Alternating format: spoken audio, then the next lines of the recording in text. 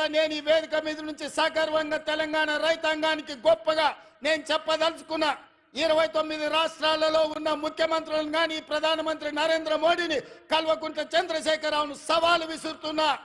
ఈ దేశంలో స్వతంత్రం వచ్చినప్పటి నుంచి ఏ రాష్ట్రమైనా 10 నెలల్లో 25 రోజుల్లో 22,22,062 రైతు కుటుంబాలకు 17,869 కోట్ల రూపాయల రుణమాఫీ చేసిన చరిత్ర ఈ దేశంలో ఉన్నదా అని నేను అడుగుతున్నా.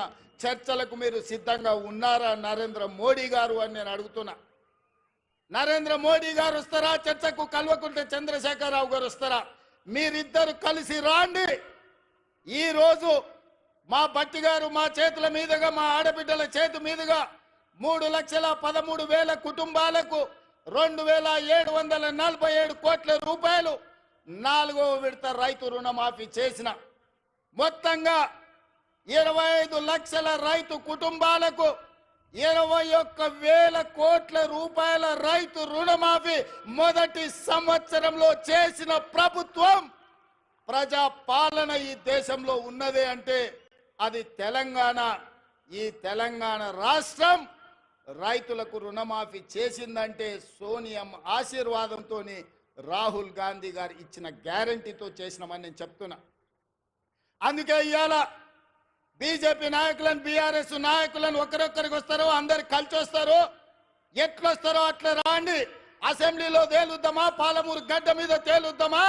మొదటి సంవత్సరంలో 25 లక్షల రైతు కుటుంబాలకు 21,000 కోట్ల రూపాయల రైతు రుణమాఫీ చేసిన పేటెంట్ కాంగ్రెస్ పార్టీ గ్యారంటీ అని నేను చెప్పదలుచుకున్నా.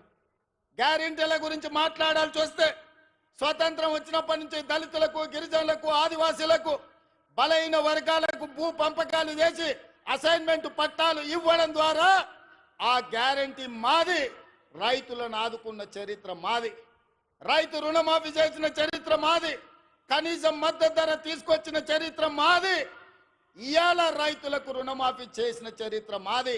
రైతులకు 24 గంటలు ఇవాళ ఉచిత విద్యుత్ వస్తుందంటే ఆనాడు డాక్టర్ వైఎస్ రాజశేఖర రెడ్డి గారు 9 గంటలు రైతాంగానికి నాణ్యమైన ఉచిత విద్యుత్ ఇచ్చి ఈ దేశంలోనే రైతులకు ఉచిత విద్యుత్ ఇవ్వడం కాంగ్రెస్ పార్టీ పేటెంట్ అని నిరూపించుకున్న చరిత్ర కాంగ్రెస్ పార్టీది. రైతు బీమా కనిపెట్టింది కాంగ్రెస్ పార్టీ. రైతులను ఆదుకున్నది కాంగ్రెస్ పార్టీ. ఇవాళ రైతుల గురించి ఏదైనా పేటెంట్ ఉంది, ఏదైనా గ్యారంటీ ఉందంటే రైతు రుణమాఫీ కావచ్చు, రైతులకు ఉచిత కరెంటు కావచ్చు, రైతు బీమా కావచ్చు.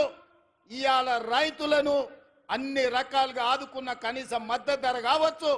ఇవాళ రైతులకు 500 రూపాయలు బోనస్ ఇచ్చి వరి పంటను పండించిన చరిత్ర ఇవాళ కాంగ్రెస్ పార్టీది. ఈ పేటెంట్ అంతా మాది కాదా అని నేను అడుగుతున్నా. దీని మీద చర్చించడానికి మేము సిద్ధంగా ఉన్నాం. ఎవరెవరు వస్తారో రాండి అని చెప్పి ఈ వేదిక మీద నుంచి నేను సవాలు విసిరదర్చుకున్నా. అందుకే మిత్రులారా, ఇవాళ 70 సంవత్సరాల తర్వాత ఈ జిల్లాకు మనకు అవకాశం వచ్చింది. మన ప్రాజెక్టులు ఇంకా పడా ఉన్నాయి. నేను అడుగుతున్న చంద్రశేఖరరావు గారిని, ఉమ్మడి రాష్ట్రంలో సమైక్య పాలనలో సీమాంధ్ర ముఖ్యమంత్రులు తెలంగాణకు అన్యాయం చేసిండ్రను. మరి తెలంగాణ వచ్చిన తర్వాత మీరెట్లా అన్యాయం చేసిండ్రా అని నేను అడుగుతున్నా. నువ్వు కరీంనగర్లో ఓడిపోతాని వలస వచ్చి పాలమూరు జిల్లాకు వస్తే, పాలమూరులో మీకు ఊరు లేకపోయినా, పార్లమెంటులో మీ నోరు లేకపోయినా 2009లో పార్లమెంటుకు గెలిపించి పంపించింది, పల్లకిలో మోసింది మేము కాదా? 2009లో నిన్ను ఎంపీని చేస్తే తెలంగాణ సాధించడానికి గొప్ప చెప్పుకున్నావు కదా. వచ్చిన తెలంగాణలో మమ్మల్ని ఆదుకొని మా ప్రాజెక్టులను పూర్తి చేయాల్సిన బాధ్యత చంద్రశేఖరరావు గారు మీకు, మీ ప్రభుత్వానికి లేకపోయినా ఆనాడు జిల్లా మొత్తం నీకు అండగా నిలబడి ఎమ్మెల్యేలు, ఎంపీలను గెలిపించి ఈ జిల్లా మొత్తం నీ పార్టీకి అండగా నిలబడితే మా గుండెల మీద తన్ని మమ్మల్ని మోసం చేసి మా పసిడి పంటలు పండాల్సిన పాలమూరు జిల్లాను ఎడారిగా మార్చి వలసలు శాశ్వతంగా ఉండేటట్టుగా మా కుటుంబాలు, మా సోదరులు కన్న పిల్లలను వదులుకొని బొంబాయో, దుబాయో, బొగ్గుబాయిల చుట్టూతా తట్ట పని, పార పనికి, మట్టి పనికి వలసలు పంపించింది నువ్వు కాదా చంద్రశేఖరరావు అని నేను అడుగుతున్నా. ఇన్ని పాపాలు చేసిన నువ్వు పూర్తి చేయని పాలమూరో, కల్వకుర్తో, నారాయణపేట, కొడంగల్ ప్రాజెక్టులు మేము చేయాలనుకుంటే ఇవాళ నారాయణ పెట్టుకోవడంగా ఎత్తిపోతల వద్దే వద్దు, మక్తలకు నీళ్ళు ఇయ్యనే వద్దు అడుగుతుండు.